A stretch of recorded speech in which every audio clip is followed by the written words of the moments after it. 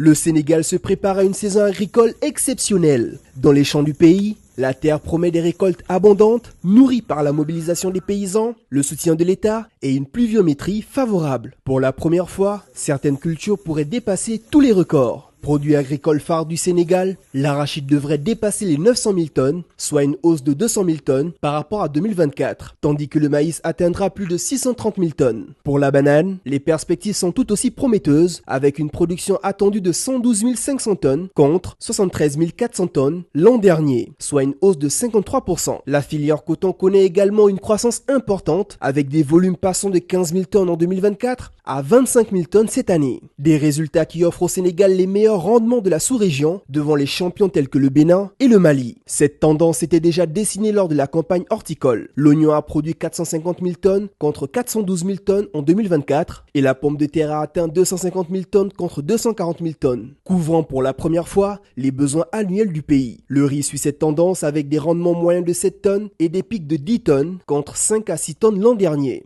Globalement, la plupart des autres spéculations affichent des performances similaires. Ces résultats trouvent leur origine dans plusieurs facteurs. D'abord, il y a la volonté affichée par le président de la République et le Premier ministre de placer l'agriculture au cœur des priorités gouvernementales. Cette orientation s'est traduite par la mobilisation de budgets records de 120 à 130 milliards de francs CFA sur 2 ans pour soutenir le monde rural. Avec ce soutien, le ministère en charge de l'agriculture et les autres ministères sectoriels ont pu intervenir efficacement pour mobiliser et distribuer en toute transparence les intrants essentiels dans les délais requis. Les quantités d'engrais mises sur le marché sont les suivantes: 105 000 tonnes de NPK et 120 000 tonnes d'urée importées dans le cadre d'achats groupés qui ont généré près de 2 milliards d'économies. Cela veut dire quoi? Cela veut dire que l'agriculture sénégalaise, je ne dis pas qu'elle est dans des bonnes voies, mais l'espoir est permis. Sur une dizaine de spéculations que nous importons, les 1070 milliards de denrées alimentaires que nous importons, si aujourd'hui sur 4, sur 5 spéculations, on est en train de battre des records des 10 dernières années, l'espoir est permis.